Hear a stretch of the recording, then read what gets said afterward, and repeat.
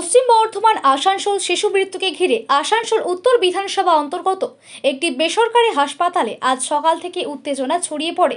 শিশুর পরিবারের অভিযোগ যে চিকিৎসায় গাফিলতির কারণেই এই অভিযোগে আজ সকাল থেকেই শিশুটির পরিবারের লোকজন হসপিটালের সামনে বিক্ষোভ দেখাতে থাকে। শেষ পাওয়া খবর অনুযায়ী ঘটনাস্থলে আসানসোল উত্তর থানার পুলিশ এসে পৌঁছেছে। দুপুরবেলাতে জ্বর ছিল, বাড়িতে প্যারাসিটামল ওষুধ দিয়েছিলাম, দুবার বমি করেছে।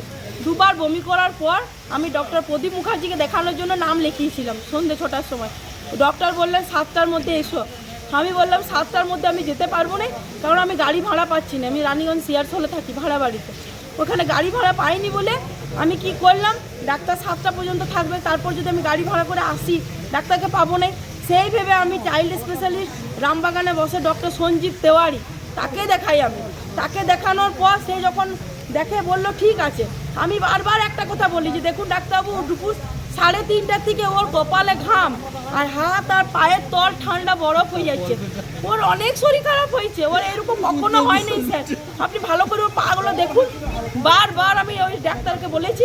ডাক্তারবাবু যখন ওর ডবল মোজা জুতো খুলে ওর পাগুলো চেক করছে তখন বলছে ডাক্তার বাচ্চা কিন্তু খুব ক্রিটিক্যাল হয়ে আছে এই মুহূর্তে, ওকে ইমিডিয়েটলি ভর্তি করুন, ওর একটু স্লাইন ইঞ্জেকশন পড়লে ঠিক হয়ে যাবে, আর কিচ্ছু বলেনি।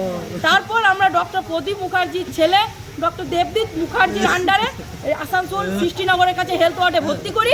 মেয়ে আমার ঠিকই ছিল, সারা রাত এই ডান হাতে ওর চ্যানেল পড়েছিল, স্লাইন চলেছে, ইঞ্জেকশন দিয়েছে, আমি ওকে কোলে নিয়ে সারা রাত বসেছিলাম। মেয়ে ঠিক ছিল।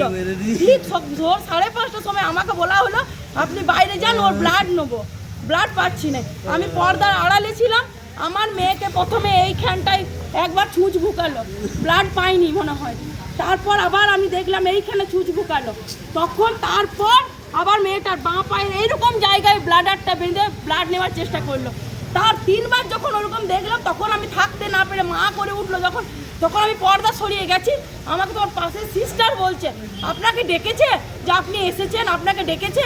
তখন আমি বাচ্চা এমনি করে আমার মেয়ে কাঁপছে আর কাঁদছে, তখন আমি আমার হাজব্যান্ড নিচে ছিল, আমি ওকে ফোন করতে যাচ্ছিলাম। যেই আমি মোবাইলটা হাতে নিয়ে আমি হাজব্যান্ডকে ফোন করব, আশেপাশে সিস্টারগুলো যারা ওখানে ব্লাড টেস্টের ওখানে ছিল সাথে ডক্টর আমাকে বলছে আপনি ভিডিও রেকর্ডিং করছেন, আমাকে এইভাবে প্রশ্ন করে। আমার মেয়ের ওই অবস্থা দেখে পড়ে আমি কাঁদতে কাঁদতে হাজব্যান্ডকে ফোন করি, হাজব্যান্ডকে নিচ থেকে যেতে দেয় না।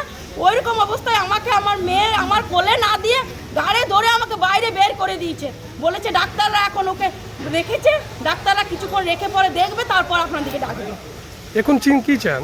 এখন আমি ওই যে যারা ইঞ্জেকশন দিয়েছে, যারা টিপে ধরেছিল আমার ওই ফুলের মতো মেয়েটাকে, আমার ওই 3 বছর 1 মাস বয়স ওই মেয়েটাকে ইঞ্জেকশন দিয়ে ওরা মেরে দিয়েছে।